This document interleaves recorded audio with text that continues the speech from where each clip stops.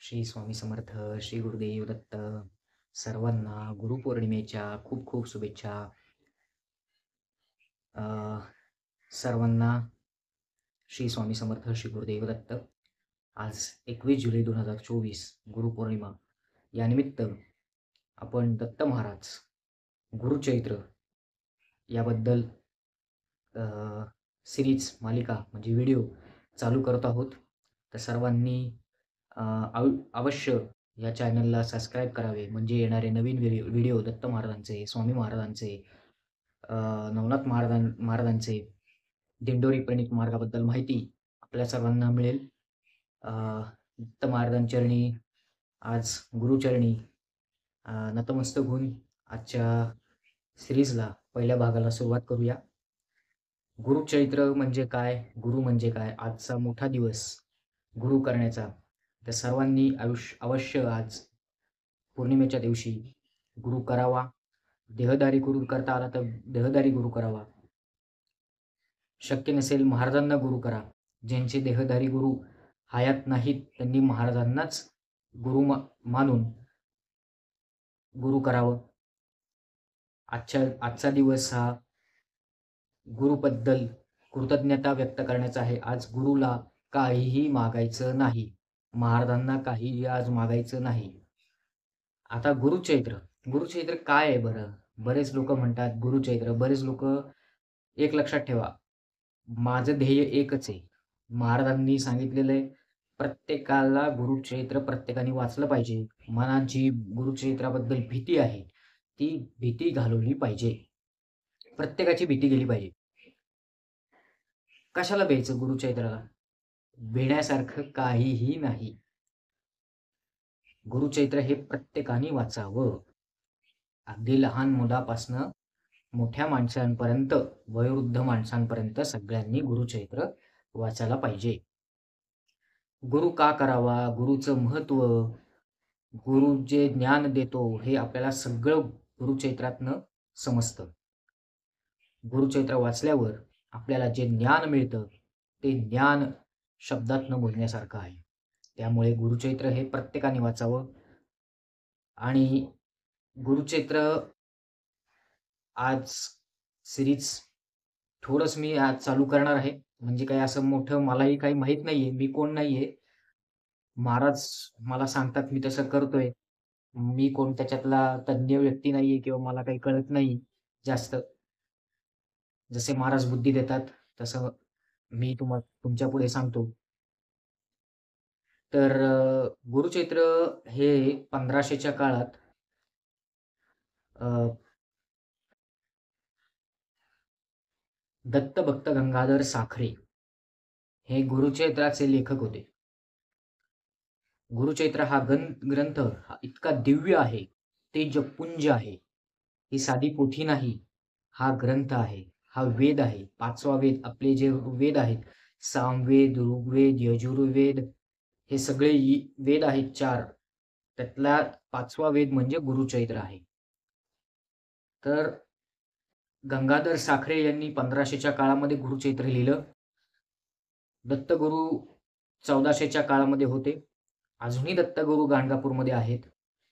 पण हळूहळू त्याच्याबद्दल बोलू. ज्यांना काही प्रश्न असतील, काही शंका असतील गुरुचरित्राबद्दल, त्यांनी मला WhatsApp करावं. WhatsAppचा नंबर आहे 73 87 57 93 73. लिहून घ्या. 73 87 57 93 73 हा नंबर आहे. मी डिस्क्रिप्शन बॉक्समध्ये देईल किंवा या YouTube चॅनलच्या डिस्क्रिप्शन बॉक्समध्ये जरी तुम्ही टाकलं, तुम्हाला काय शंका असतील त्या आपण महाराजांच्या आज्ञेने निवारण करण्याचा प्रयत्न करू. गुरुचरित्र वाचण्याचा उद्देश म्हणजे की तुमची सगळी भीती, ज्यांच्या मनात खूप भीती आहे, माझं पुढे कसं होईल, काय होईल, आत्महत्या करायला ज्यांना वाटते, त्यांनी अवश्य गुरुचरित्र वाचावे. गुरुचरित्रामध्ये अशी काय ताकद आहे की जेणेकरून ते आपल्याला प्रभावित करतं. गुरुचरित्रामध्ये एवढी ताकद आहे की गुरूंचं पाठबळ तुम्हाला प्रचंड मिळतं. गुरूंची शक्ती ही तुमच्या भोवती फिरत असते. जेव्हा तुम्ही वाचन करता तेव्हा गुरु तुमच्या सोबत असतात. कसं वाचन करायचं, काय करायचं हे हळू-हळू आपण एक-एक व्हिडिओ पुढे-पुढे पाहू. मला जसा वेळ मिळेल, महाराज जसं सांगतील तसं एक-एक व्हिडिओ दर रविवार किंवा गुरुवार जसा वेळ मिळेल तसा मी YouTubeवर टाकत राहीन. गुरुचरित्र हे करणं खूप सोपं नाही. अवघड आहे म्हणणार नाही, सोपंही म्हणणार नाही. पण ज्याला गुरु कळले त्याचं सर्वस्व हे म्हणजे आता मला शब्द नाहीत बोलायला.